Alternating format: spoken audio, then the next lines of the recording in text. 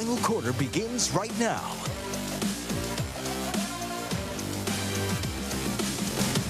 And welcome to the final quarter on CBS 8+. Thanks for being with us. I'm Jake Ariani. That is Karthik Venkatraman, and we are closing in on the first ever MLS playoff game here in the city of San Diego. Karthik, SDFC getting ready to take on the Portland Timbers in a best-of-3 series for their inaugural postseason debut. How are you feeling about this matchup for SDFC? I'm feeling great considering what we saw at the end of the regular season as they went and thumped them on the road 4-0. That's as good as it gets right there. This team looked sharp to close out the regular season, scoring a lot of goals after it felt like things were a little muddy there for a bit. I'm liking what I'm seeing out of this team right now, but we'll see if they can get it done in the playoffs with a lot of pressure on them for everything they've accomplished. Yeah, absolutely. Number 1 seed in the West, broke just about every inaugural record possible when it comes to wins, points, road wins, all of those things. As you mentioned, beat Portland to end the regular season 4-0 on the road up there in the Pacific Northwest. Now, when they played down here in San Diego, it was a 0-0 draw between the two teams, so something to keep in mind there. But SDFC, being the number 1 seed, will have the home pitch advantage for this best-of-3 series. Game 1 on Sunday. The big question, Karthik, will Chucky Lozano, their DP, one of their star players, even be on the pitch? There are reports that he got subbed out at halftime of the Houston game. We know for a fact that he did not play in this game against Portland. Now, the reports are that there was a verbal altercation. Mikey Varas just keeps saying they want to handle it internally. You were out there at their training. I know you spoke to Mikey. Let's hear from him and Chucky, and then I want to get your thoughts on all of this. But here is Mikey Varas on whether Chucky Lozano will be available for the postseason. Thanks to yours truly, Karthik Venkatraman. Mikey, will Chucky play Sunday? We don't know. We'll make that decision like we do with all players at the end of the week. Can you confirm the Athletics report that it was because of a verbal altercation that subbed them out of the game? Like I said, we had a situation that we're handling internally. At the end of the day, Irving is fully integrated in the team, in the training. He's laughing. He's working hard. He's 100% committed to making his way back into the group, and we're 100% committed to supporting him in his way back into the group. And we'll just take it day by day and make that decision when it needs to be made. Mike, what was the reasoning behind the decision not to take him to Portland? There was a situation in Houston that we're handling internally, and he's fully integrated in our team. He's 100% committed to making his way back, and we're 100% committed to supporting him. He's one of our guys.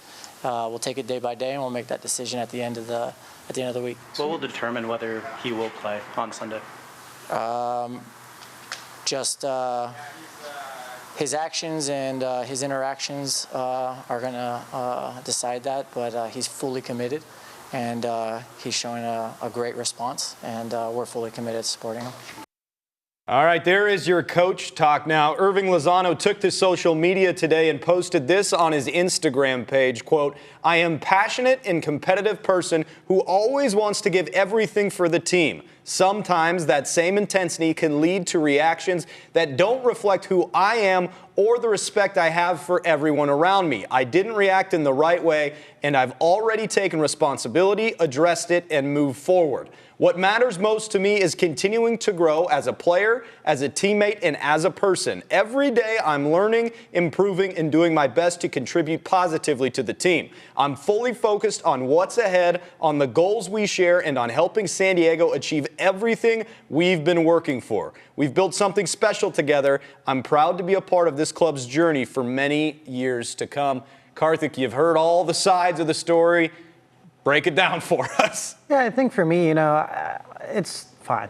Chucky Lozano is a very competitive person. Sometimes when you're very competitive, it's in the moment and you want to win. You want to do everything you can to help your team win, and you don't feel like you should have been subbed out.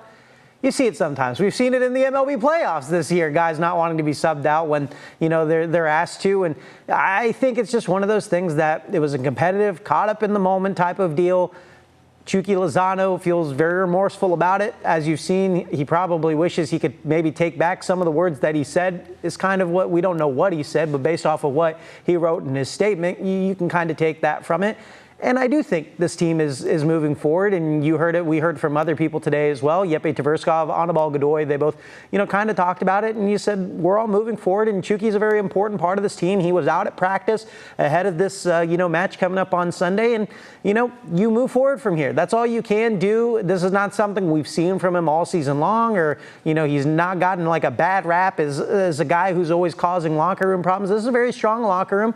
A guy made a mistake, and here we go. We'll see if he plays on Sunday. Speaking of Jeppe Tverskov, he did sign an extension. The captain hanging around with SDFC, so that's great news. But back to the Chucky Lozano stuff. It is interesting to me, though, Karthik, that, yes, we see it a lot in sports, right? Pitchers that don't want to come out of a game and maybe they bark back at their manager.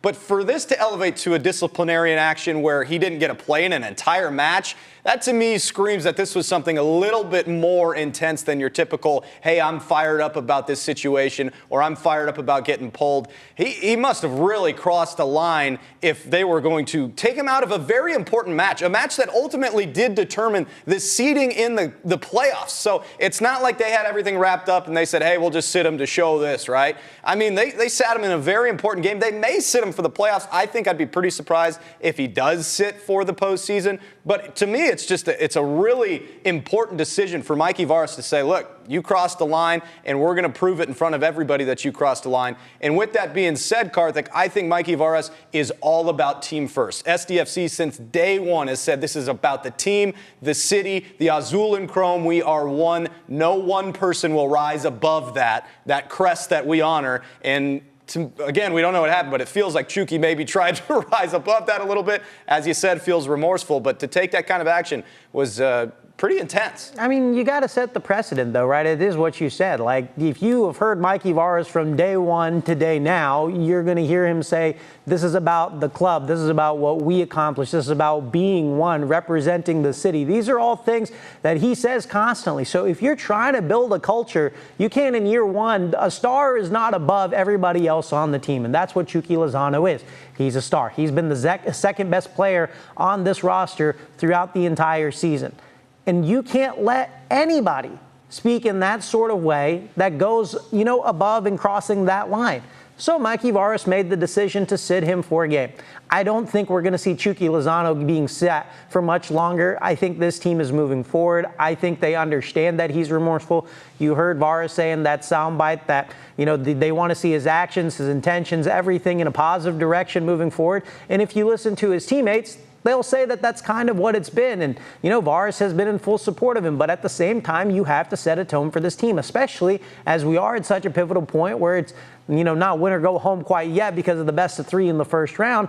But moving forward after that, it is win or you go home. And nobody can have an ego or be bigger than the team as we get to this part of the season. Because if they want to accomplish what they want to accomplish and really set history as the first team, as an expansion team to ever win the MLS Cup, they got to do it together. And I think that is the message being sent as they come here. And, honestly, Jake, if anything, this could have been the perfect time for it to come because we've seen how deep this team is. I think they still felt they could have beaten Portland on the road even without Chucky Lozano. And I think, they did. And they did. And they did it soundly. And because you got guys like Anders Dreyer and a guy like Amal Pellegrino, who's just been absolutely torching ever since he came over with this team. But they had the depth to do it. And I think they knew they had the depth to do it, but they also had to set the precedent and tone. It's playoff time. Everyone lock in. We got a bigger goal than just one individual person. All right, that's all the Chucky Lozano information that we've covered there. Let's talk a little bit more about the playoffs. Just earlier this week, a few days before their first ever playoff match, I had Chris McVeigh come into CBS 8 and chat about the postseason. Here he is. This moment's been building up all season long. You guys are now Sunday against Portland, game one of a 3-game set. How excited are you guys for this? Super excited. I mean, this is what we've been working on the whole season to get here. And yeah, I've heard it's going to be a really good crowd to sell out. So hopefully, yeah, it'll be a great experience. Just a little bit of limited tickets available. So if you want to be a part of that history, go out there and get your tickets now as that match is coming up close. You guys are going to play Portland after the wild card round. They advance past Real Salt Lake. This is the team you just saw to end the regular season. Benefit, disadvantage to have just seen this team? Well, I mean, we had a really good game up there last week, which was a really nice way to end the season and clinch that first spot of the Western Conference. So hopefully we'll just bring that with us and perform like that again when we play them. a 4-0 victory against Portland in that finale of the regular season. What has made this season so successful for SDFC? Records in all inaugural things, points, wins, road wins. Why have you guys been so successful? Well, I think, the owners and everything have done a great job in building the team. Everyone they've brought in, the coaches, and everything around is just very good people. And also the team, my teammates are, great players, but also great people. And I feel like we have a great time together. Even outside of the pitch, and I think that's just a recipe for success. You guys have played in front of really electric crowds all year long at Snapdragon Stadium. I imagine this playoff match, though, and possibly a second, will be an extra elevation as far as atmosphere goes. Yeah, I mean, hopefully we go on a good run here in the playoffs, and yeah, I think everyone's really excited for it. I want to ask you about Chucky Lozano. Now, Mike Ibarra said that this is something they're handling internally, so I'm not going to ask you directly about what happened, but I do want to ask, what will be the difference if Chucky gets to play in this playoff match or if he doesn't, and how will you guys kind of handle that? Yeah, I think it's been the same the whole season. We've had people out injured and stuff like that, so I'm not worried about that at all. I think whoever plays is going to step up, and we got such a good and great team. Even if you're not in the starting 11, you come on, and I think everyone can make a big difference, so. How would you break down this matchup against the Timbers? Where would you break this down as far as a defender on SDFC? Yeah, that's a good question. I mean, like you saw last game, I think if we started strong, we keep the ball possession, and we play the way we want to play, we just have a good chance of breaking them down. And yeah, if we can get an early goal, that's definitely a big advantage for us. But yeah, I mean, it's going to be different now going into playoffs, and it's going to be a really cool atmosphere out there. So yeah, we're just excited. I know you're focused on the playoffs, but if you get a chance to kind of look back on this inaugural year with SDFC, what would be some of the great memories you have? And I know you're still making those memories, but what would be some of those from the regular season? Yeah, I mean, I think the first game away in Galaxy was amazing. Get a win there, the first game, just to see a little bit where we stood against the former champions from last year. So that was really cool to get that win up there. And then I would say the LAFC game at home where I got my first goal and our first home victory. So that was pretty cool as well. I mentioned how great the fans have been all year long, and I know you know that, but what would be your message to the fans as they get set for this first ever MLS playoff match here in San Diego? Yeah, I think, we're going to need them. They've been great all season. The atmosphere has been great in Snapdragon the whole year and even in the away games. So, yeah, we're going to need them even more now in playoffs, so hopefully they'll be there and be loud. First ever playoff match this Sunday. You can get some playoff gear at the 18 Threads store at Snapdragon Stadium, stuff like this scarf, all of it. You can go watch Chris McVeigh. Again, limited tickets available for what will be history here at Snapdragon Stadium. Chris, thank you so much for the time. Really appreciate it. Best of luck. And here's what that postseason schedule looks like for the first round. Game 1, as we mentioned, October 26th here in San Diego. Game 2 at Portland, November 1st. And then, if necessary, Game 3 on November 9th, Karthik. Yeah, for sure. And if you want more San Diego FC content, because you can't get enough of it at this time of year with the playoffs coming, I got to sit down with Anders Dreyer one-on-one. You can watch that on CBS8.com or CBS8 Plus, YouTube on CBS8. We got plenty of it. There's plenty of it. All right, let's move on to the other football, the San Diego State Aztecs, who have been on a tear this season. Really looking for an incredible, Karthik, this one blows me away, an incredible 5th straight win for the Aztecs football team. After starting the year where there were some questions, now they're just red hot. Everything they're doing seems to be the right move. They're just getting ready to roll against a very, very good Fresno State team, though. This battle for the old oil can is going to be a big one, and they're on the road. Yeah, for sure. Fresno State's been one of the best teams in the conferences year in and year out, and San Diego State has a great opportunity to go on the road in an afternoon game and show what they can do. I mean, if they're able to come out with a big win right here, Jake, I mean, we're starting to talk about a team that, if they could potentially beat Boise State, they could very well be in the Mountain West Conference Championship game. And I'm not trying to shoot the gun way too far ahead of where we're trying to get here, only halfway through the season. But, I mean, what this team is accomplishing and the path that's kind of set out in front of them based off of the way that they've been playing is kind of remarkable, all things considered, when you saw what happened last season, how it ended last year. But if you talked to anybody on this team before the year, they would have kept telling you, hey, we have a lot of talent on this team. We're going to put it together. And Jake, they're starting to put it together. They look a little scary, man. And that opportunity you talk about that sits in front of them is a very real thing. It's okay to start having that conversation based on the way they're playing defense, based on the way they're starting to play offense and really elevating a bit. And then the schedule that is out in front of them. Mountain West title game very much in grasp. Maybe something even bigger after that in grasp of the San Diego State Aztecs. College football playoffs, baby. I'm just saying. Continue to play the football you're playing. This team will be in a very nice spot. I've said it many times. Shout out to Sean Lewis for what he has built. He promised it was coming. It has gotten here. Now what can they accomplish? Looking for that 5th straight win. And speaking of Sean Lewis, here he is on the success and what the team needs to do moving forward for this matchup against the Bulldogs. Excited about the opportunity that both schools have created. Obviously, the great work that our kids have done has positioned us for a really cool back half of the season, right? Like, it's why these guys came here, to restore pride in the program and to come on the back stretch here to kick this thing off with this opponent in this week, and a game of this magnitude is really, really cool. Excited for the stage that our kids get to play on, with the game getting moved to the national broadcast on FS1 and the 12:30 local kick. So excited for the environment, excited for all that lays ahead, and eager for the second half of the climb here, right? Just getting started. Have done some really good work, but as we all know, this is a what have you done for me lately, business, and this is a really, really important week, and these are the weeks that make college football special, regardless of all the other things that we talk about with transfer portal this and NIL that, which is cool the way that the game has evolved, but at the core of it is these rivalry games that you get to be a part of that are, bigger than yourself. It's pretty humbling when you get to step, into a chapter in the history of this rivalry that has been going on since 1923, and to leave a mark that will be, remembered for a long time. So excited for the opportunity, excited for the kids, most importantly, and really excited for the work that lays ahead, so we can go earn the right to win this week. Yeah, you heard Sean say it right there. Moved into the national window, FS1, 12:30 kickoff, Fresno State, San Diego State. Should be a heck of a game. And Karthik, you heard Sean mention restoring pride in the program. Well, they've done that and then some, right? And continuing to win will really help that. He also mentioned a very important thing. It's what have you done for me lately? So don't lose a couple games, because then that pride's going to feel a little bit shaky. It's been fun, though. It's been fun to watch the Aztecs, and they've played really well.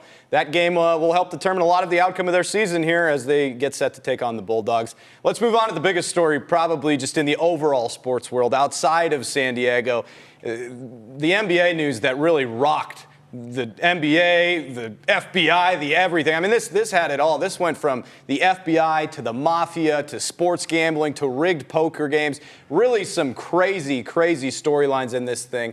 There are a couple of investigations going on separately, but are also tied together. We'll start with the illegal sports gambling. This is Terry Rozier, a guard for the Miami Heat, who happened to be under investigation by the NBA a couple of years ago, was approved to be back in the league, and now the FBI, who have really done a years-long investigation on this stuff, arrested Terry Rozier, saying that he was giving insider trading information, essentially letting bettors know that, hey, I might pull myself at this part of the game, so bet the under, and trying to earn them money. And then in a separate case, Karthik, the crazy one, this one's right out of a movie, as I've been saying on TV, head coach of the Portland Trail Blazers and NBA Hall of Famer Chauncey Billups finds himself tied up in this wild story with rigged poker games backed by mafia families, where he would be what they called a face card. And he would go sit down at these rigged tables full of rigged technology to help them cheat, attract big-time poker players to sit down because Chauncey Billups was there. And then they were set up to lose, and people lost millions and millions of dollars. Both of these cases just wild. Damon Jones involved. He's the only person of the three named in both of these cases, but just wild on both ends. What have you made of all this? Because we've had some good conversations off air about this. Let's try and have a good one on air. Yeah, it's, wild, obviously, to have seen that this is affecting. I think this was the big scare for every single sport, not just the NBA, when betting became legalized and this stuff was happening. And, regulations will need to come, and they need to figure that in the future. But just for this case as it is now, it's wild. It's wild because a head coach of an NBA basketball team's caught up in all this. Of course, we'll have to see what happens in court. Will these guys be proven innocent as we go through this thing? That is a major part, innocent until proven guilty. But then you have Terry Rozier, like you mentioned. mentioned, who was investigated by the NBA in the 2023 year in that season. ESPN Shams Charania is saying that at that time, Rozier had to forfeit over his phone to the league. So they were able to go through quite a bit of his stuff to figure out what was going on in this whole entire thing.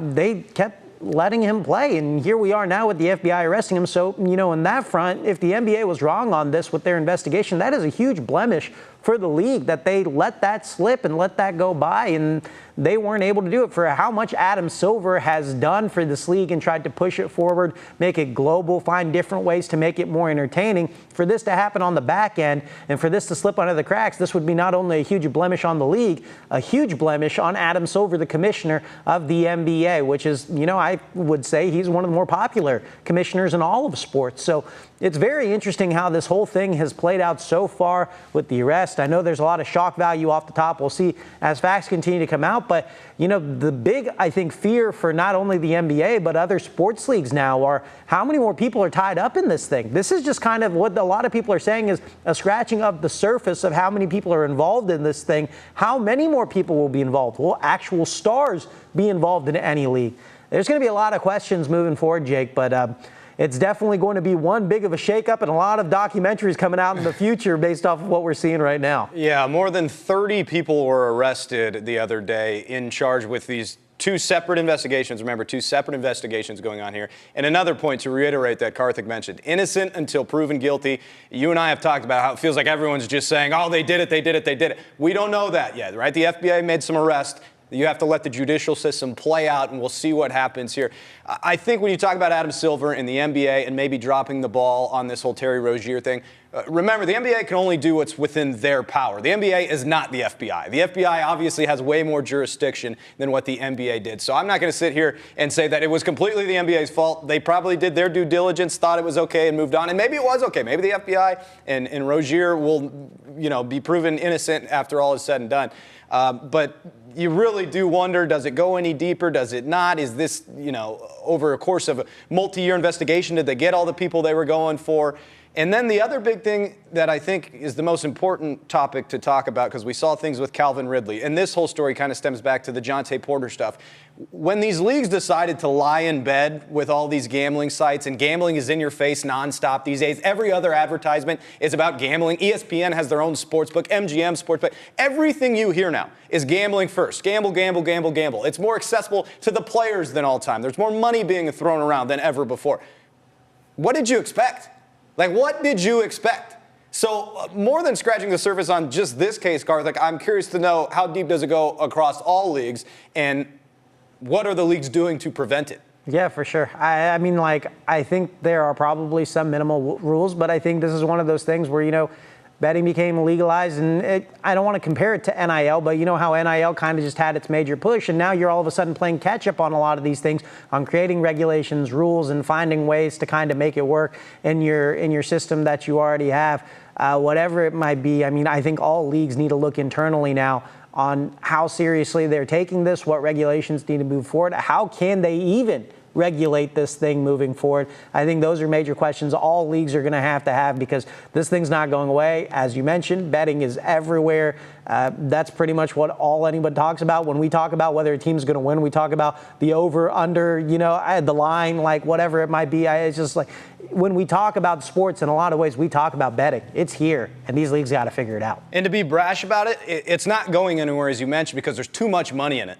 The leagues have already let Genie out of the bottle, and it ain't going back in. So figure out how to regulate it, or people will not trust your product moving forward. People will not see. And I don't think, Karthik, one last thought, that this is going to be something that shakes up the entire NBA and it will change forever. I guess I don't find it as surprising as some people have, at least on the insider trading stuff.